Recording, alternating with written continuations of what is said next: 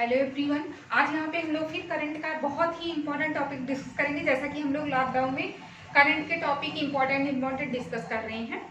तो देश को संबोधित करते हुए प्रधानमंत्री ने अर्थव्यवस्था को कैसे पटरी पर लाया जाए, उसको कैसे मजबूत बनाया जाए, इसके लिए उन्होंने बहुत सारी चीजें बताई हैं। तो आपकी परीक्षा के लिए जो उपयोगी हैं उन चीजों को आज यहाँ पे डिस्कस करेंगे।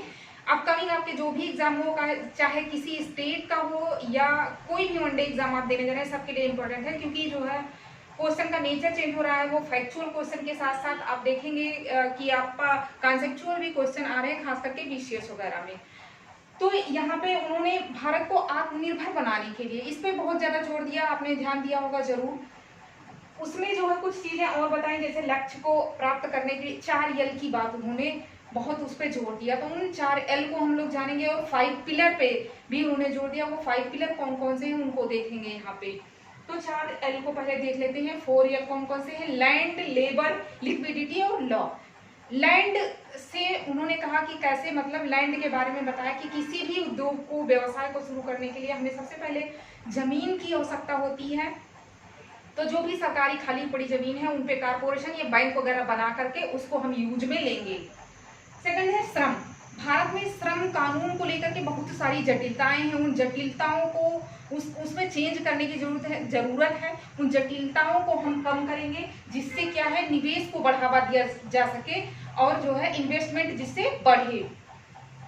सॉरी, लिक्विडिटी यानी कि तरलता की बात। तीसरा जो यल है वो क्या था? लिक्विडिटी यानी कि तरलता।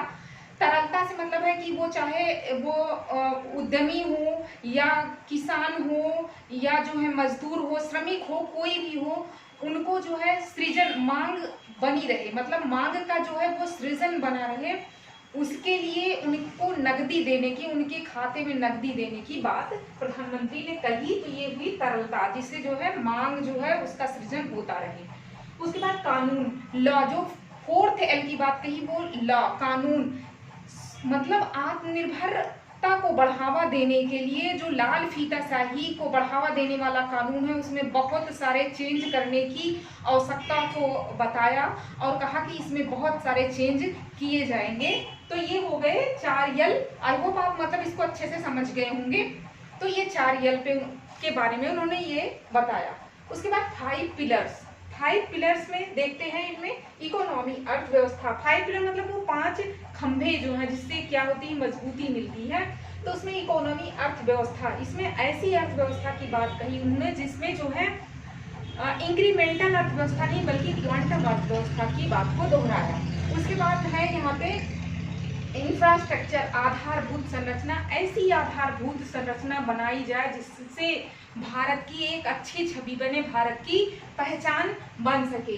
सिस्टम, प्रणाली या व्यवस्था। सिस्टम में बहुत सारे चेंज की जरूरत उन्होंने बताया। जो हमारी व्यवस्था है वो पुरानी नीति और रीतियां हैं, उनको जो है आज नए समय के हिसाब से टेक्नोलॉजी से जोड़ करके कितनी नई नई चीजों को कैसे हम लोग उसमें प्रयोग में लाएं, वो उस चीजें पे, प्रणाली में मतलब चेंज करने की जरूरत। और जो है इस पे इन्होंने इसलिए जोर दिया कि जो पुरानी रीति रिवाज, हमारे रीति और नीतियां नहीं है, उनमें काफी चेंज की जरूरत है। और आज वो टेक्नोलॉजी पे कहने का मतलब इन्होंने जोर दिया। उसके बाद है डेमोग्राफी एंड जनसांख्यिकी। इसको कहा कि ये तो हमारी पहचान है, जनसांख्यिकी, और ये तो हमारा सबसे बड़ा आधार इन्होंने बताया। उसके बाद डिमांड, मांग और आपूर्ति, ये दोनों का बैलेंस किस तरह से बना रहे, इस पे इन्होंने जोर दिया। क्योंकि ये भारत जो है दूसरा सबसे बड़ा, दुनिया का दूसरा सबसे बड़ा क्या है, बाजार है। ये तो कितने, ये 5 पिलर्स हो गए, इसके बारे में इन्होंने बताया। तो ये बहुत ही इंपॉर्टेंट है। आप कोई भी एग्जाम देने जा रहे हैं, किसी भी तरह से, कई तरह से क्वेश्चन आपसे पूछा जा सकता है। तो आई होप आप इसको बहुत अच्छे से समझ गए होंगे।